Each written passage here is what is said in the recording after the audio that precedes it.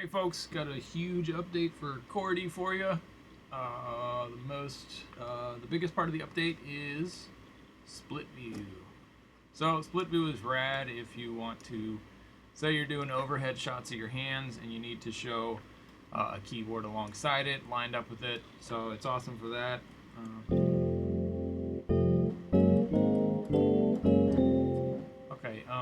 So each of these windows is resizable.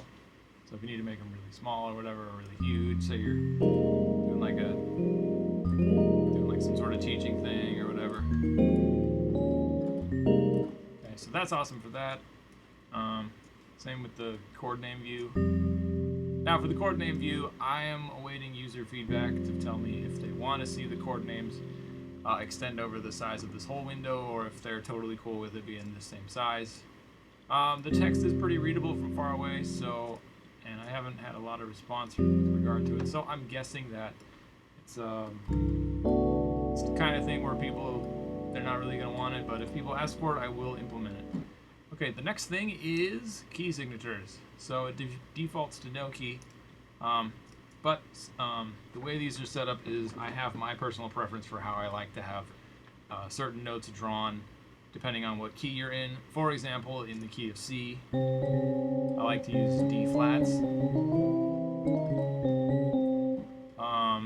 Whereas if I'm in the key of B, I like to use C naturals instead of doing B sharps.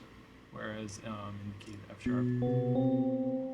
of F sharp, I think that B sharp would be, B sharp is a better choice, just by nature of how the key works. And you're thinking of it in the key of F. So the raised fourth of F is a B natural. So the raised fourth in the key of F sharp should be B sharp as opposed to B flat going on B in the key of F. So there's some logic behind the way I chose it. The main thing that this is going to do is if say you're playing in the key of E flat, you're going to see way less information in the grand staff display over here. You're going to see you would see way less accidentals as opposed to if you were in the key of C. Like if I play that same chord, we've got a bunch more accidentals. We've got the E flats themselves, the B flats, and the D flat right there. And then whereas if I switch to the key of E flat, we can see there's only 2 accidentals that are occurring. So that's good for that. The other thing you'll notice is the note names over here. If a note is not in the key signature, the correct accidental is applied for it. Right up here you see the actual name of the key that you're in for if you're trying to learn what key signatures look like. You can see E flat, it's got the 3 flats and whatnot.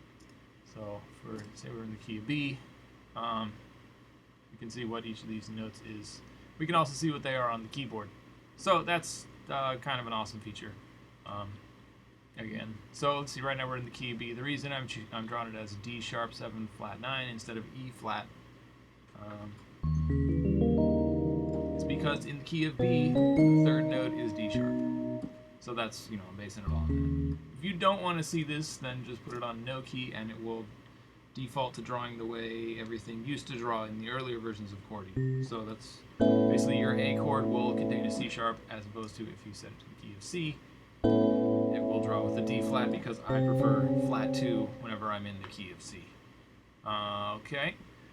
Next thing is all MIDI inputs. So I'm right now playing on my virus. I can also play over here. Playing over here on the Kronos. Where's the system? Whoops. So that's kind of cool. Okay. If you only want to deal with one input device at a time, just pick it. So I'll play on the Kronos right now.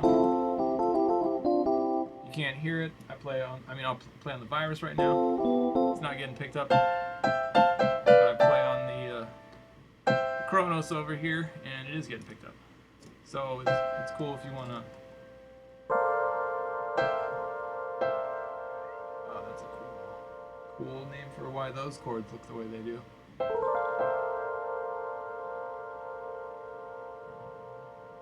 Alright, so The next thing is this sustain indicator. So basically, what this is say you're playing this and you press down the sustain pedal. It's going to show you which keys are currently sustained on the piano roll. Before, it would just show you the note names. There's also still the same old sustain indicator. I felt that this would be an easier way to see what notes you're pressing down, or see what notes are still being triggered if you take your hands off the keyboard and you want to discuss something with your hands or whatever. So, like, say you were doing an overhead shot, play this chord, and you're like trying to break down like what with this hand you got this view of this hand, and in this other hand you're doing this, pointing to like the way the chord is stretched out. So we'll play this like A flat triad. So I could say that like in this hand over here I'm playing an A flat triad, and you can still see on the piano roll what keys are being talked about. I'm also toying with the idea of whenever you mouse over a chord name, it'll highlight here what chord it detected. If you highlight here, it'll like, you can highlight over each part of the chord if you're playing some kind of crazy, like that. You could put the cursor over where it says D flat diminished, and it'll highlight here and then highlight here which chords were the D flat diminished. So that's another reason for implementing the sustain indicator. So a couple big updates. The final thing is I got rid of the combo box and the clear button and all that stuff because it wasn't doing anything. And now you have just this thing here.